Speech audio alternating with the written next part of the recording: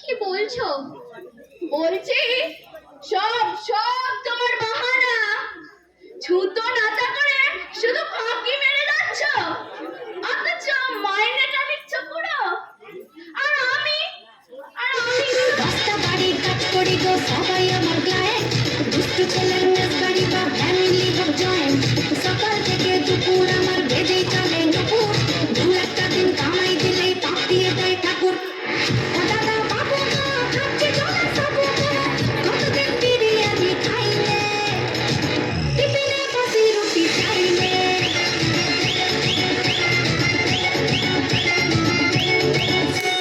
মালতী মাসি আলটি মারো শর্টকাটে কাজ সেরে, আসলারা ফ্যামিলি নিয়ে সুখে করে বাস। কাপড় কাচো ডিস্কো নাচো সব কটা কল খোলে, সাদা জামা নীল হয়ে যায় কি পরিহাস।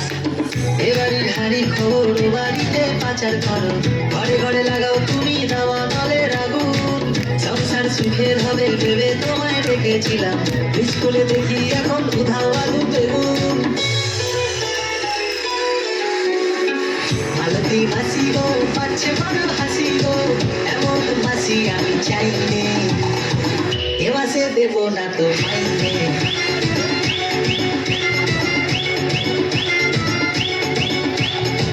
আইডিয়ার মাসি গো পাচ্ছে বড় হাসি গো, এমন মাসি তুমি চাওনি টুমরো থেকে কাজে আসনি।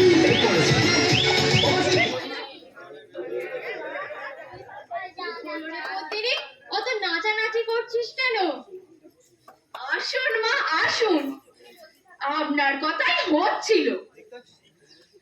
এই কমলা দিকে বলছিলাম, মায়ের মতো মানুষ হয় না। যেমন খোলা মন তেমনি দরাজ হাত, আর সবাইকে সমান নজরে দেখে।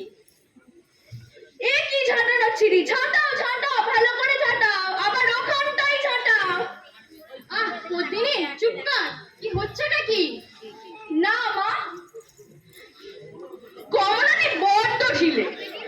এসে দেখি ঝাঁটা নিয়ে ঘাট কাত করে বসেই আছে, আর আপনিও কিছু বলেন না। এত রাত আলগা দিলে কি ছিচা করে কাজ করে? পদ্মিনী, আপনি এখন থেকে শক্ত হন।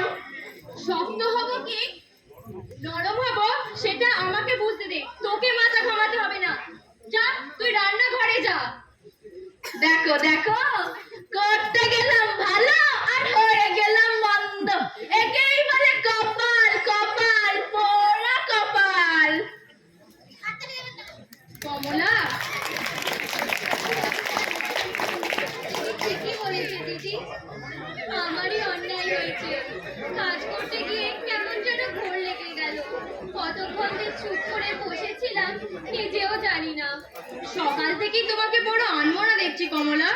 সত্যি করে বলো তো, কি হয়েছে?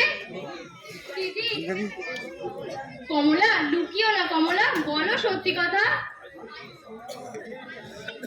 আজ সেই পুরোনো দিনের কথা মনে পড়ছে দিদি। পুরানো কথা? 16 বছর আগেকার কথা। এমনই এক বৈশাখী পূর্ণিমার সন্ধে। বৈশাখী পূর্ণিমা সন্ধ্যাকাল, আমার একমাত্র সন্তান ফুলের মেয়েকে কোথাও খুঁজে পাওয়া যাচ্ছে না, কোথাও নেই। আমি আতঙ্কে আশঙ্কায় জ্ঞান হারিয়ে পড়ে গেলাম। আমি তখন নতুন বহাল চাকরের খোঁজে অন্ধকার রাস্তা দিয়ে ছুটছি। হঠাৎ বাচ্চার কান্নার শব্দ শুনে থমকে দাঁড়ালাম। দেখি আপনার আদরের মেয়ে রাস্তায় পড়ে, গায়ের গয়না উধাও। আর বাচ্চা বুকে নিয়ে ছুটে এলাম আপনার কাছে। মেয়েকে ফিরে পেয়ে আমি শুধু কেঁদেই ভাসালাম।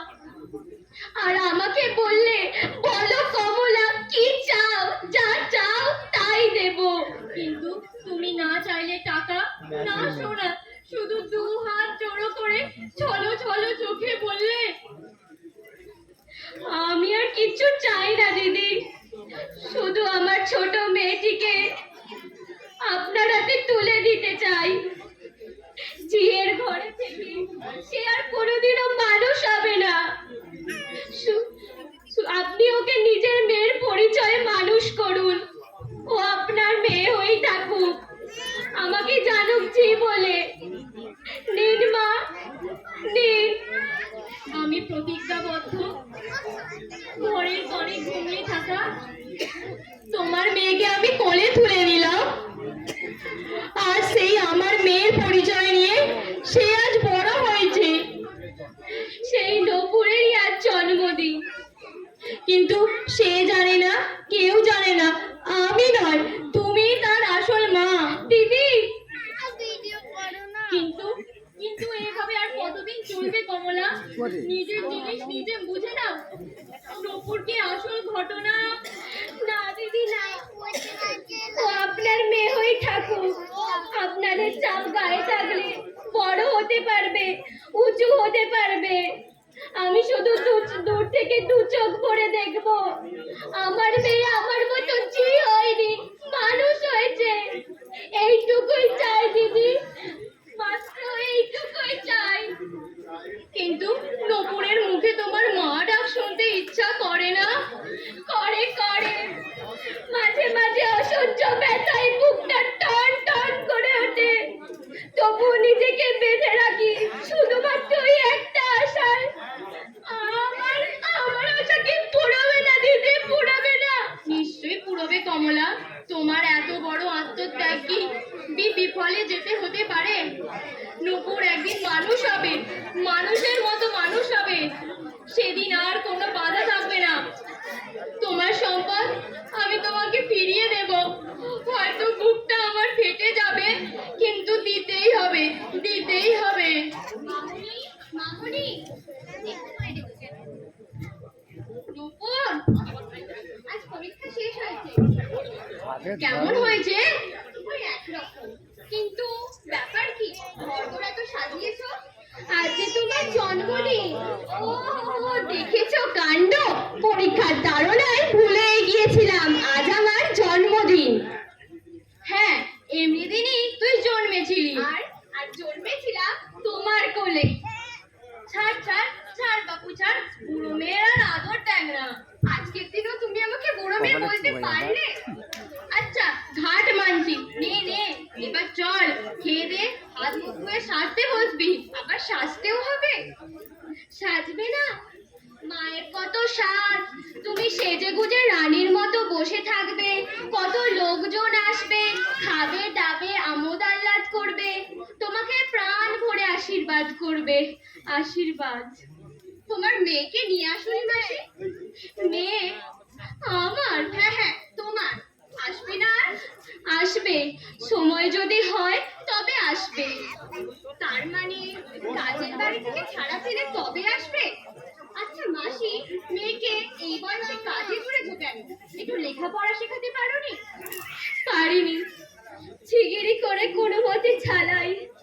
ইচ্ছে থাকলেও উপায় ছিল না। তাই তো তোমাকে। আমাকে?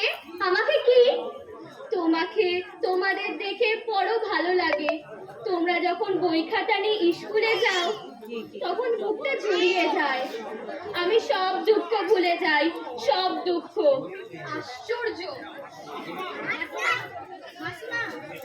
মনীষা, এসো এসো, তোমার ছাত্রী এই মাত্র ফিরলো। পরীক্ষা কেমন হয়েছে নপু? কোনো রকম। সে কি, প্রশ্ন তো ভালোই এসছে।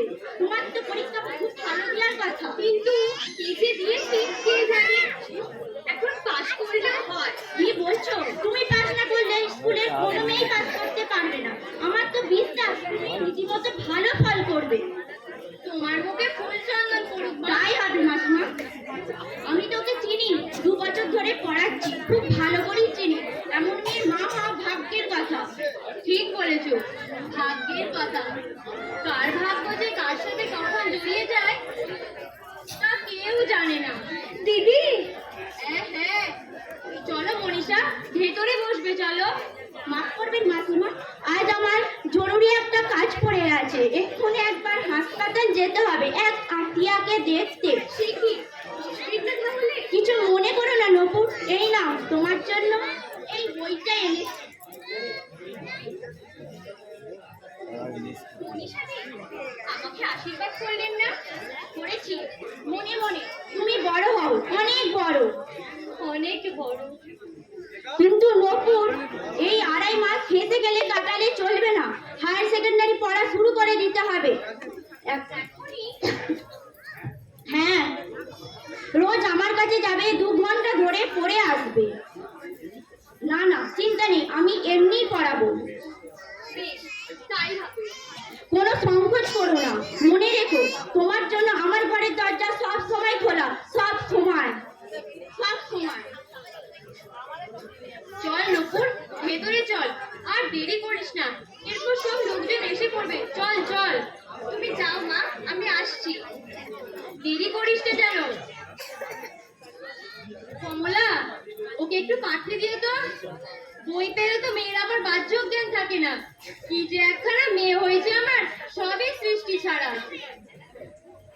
নকুর, হ্যাঁ? তোমাকে একটা কথা। কি কথা?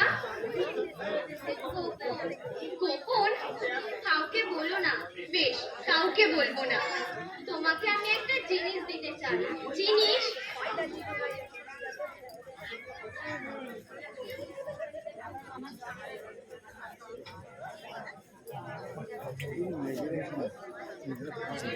একটা আংটি। আংটি? এ কি করেছো মাসি? আমার জন্য টাকা খরচ করে আবার আংটি কিনতে গেছো? না না, তুমি অন্তত অমন করে বলো না। জানি অনেক দামি দামি জিনিসপত্র পাবে, তার কাছে এই সামান্য সস্তার আংটি কিছুই নয়। তবু যদি তুমি পড়ো, বেশ পড়বো, পড়িয়ে দাও। না না, আমি পারবো না, তোমাকে ছুতে আমি পারবো না। কেন, ছুলে কি তোমার জাত যাবে? জানি না। ঠিক আছে, নিজেই পড়বো, দাও। এই নাও। এই দিদি, আরে বাস রে, কি সুন্দর সেজেছিস, পুরো রানীর মতো। তবে কি আমি ঝিয়ের মতো সাজবো? কি বলছো কেয়া?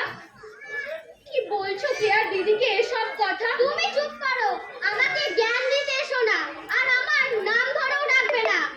কিন্তু দিদি যে বলেছিলেন ওই মায়ের প্রশ্রয় তুমি মাথায় উঠে বসেছো, কিন্তু ভুলে যেও না তুমি কি, তুমি ঝিয়ের মতোই থাকবে।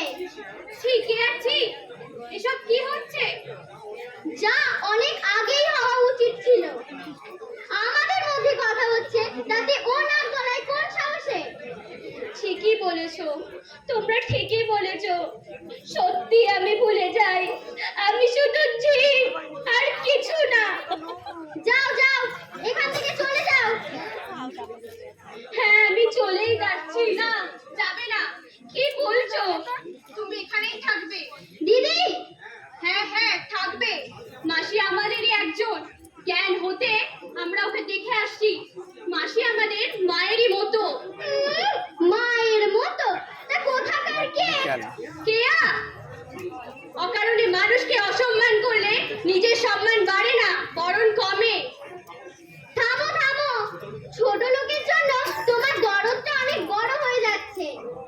ভালোভাবে কথা বল কেয়া, মনে রাখিস ওরাও মানুষ, ওদেরও মন আছে, ঘা দিলে ওদেরও লাগে। তাহলে কি ঝি নিয়ে নাচানাচি করতে হবে? না, মানুষকে মান দিতে হবে। এরা সামাজিক বৈষম্যের শিকার, অবস্থার চাপে পড়ে দাসী বৃত্তি করছে, তা বলে মনুষ্যত্ব খইয়ে বসেনি। বসেছে, কারণ ঝিগিরিয়ানের জন্মগত পেশা, বংশ